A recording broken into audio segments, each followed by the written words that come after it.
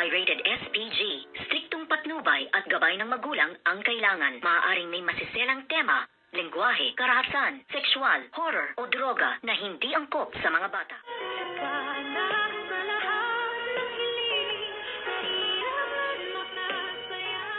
Good morning and welcome sa aking munting channel. Talagang tuluyan na kayang nabaliw itong si Dr. Carlos Benitez or nagbabaliw-baliwan lamang para maabsuelto sa kanyang kaso sa pagpatay niya dito nga kay Irene,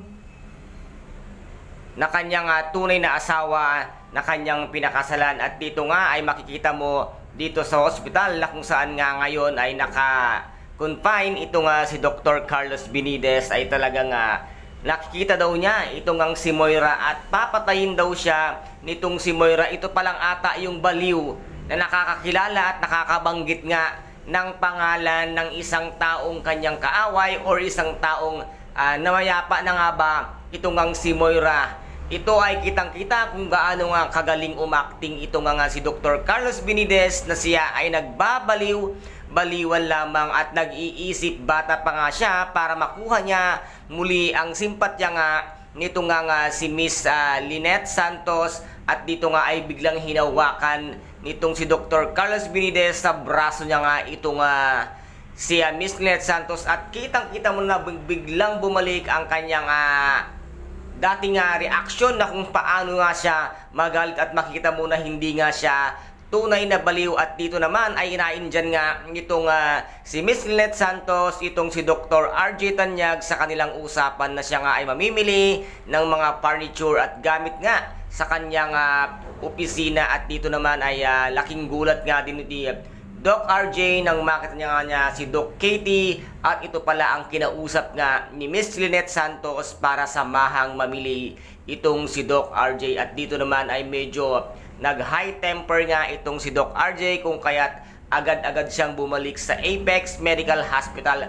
At nakita nga din na dito ang magkasama si Harry, si Annalyn at si Miss Lynette Santos. At dito nga ay nasabi ni Doc RJ na hindi niya na kailangan pang puntahan or makipag-banding sa kanyang ex na si Dr. Carlos Benitez, na meron namang namumuong pagsiselos itong si Doc RJ dito nga kay Dr. Carlos Benitez. At nasabi nga dito ni Miss Lynette Santos na bakit ka nagagalit at wala naman tayong relasyon, at isa pa ay hindi ako nakikipag-banding sa ex ko. At dito nga at agad ngang tinalikuran ni Miss Lynette Santos itong si Doc RJ kung kaya't naiwan nga itong tameme at dalawa sila nitong ngang si Harry. And guys, ito po ang ating pakaaabangan dito nga sa Abot Kamay na pangarap na kung saan ay napaka-intense at kapanapanabik ang bawat eksena. At kung nagustuhan po ninyo ang aking videos for today, paki-subscribe na lamang po ng aking channel, paki-like and share para maging update kayo sa lahat ng gagawin kong videos.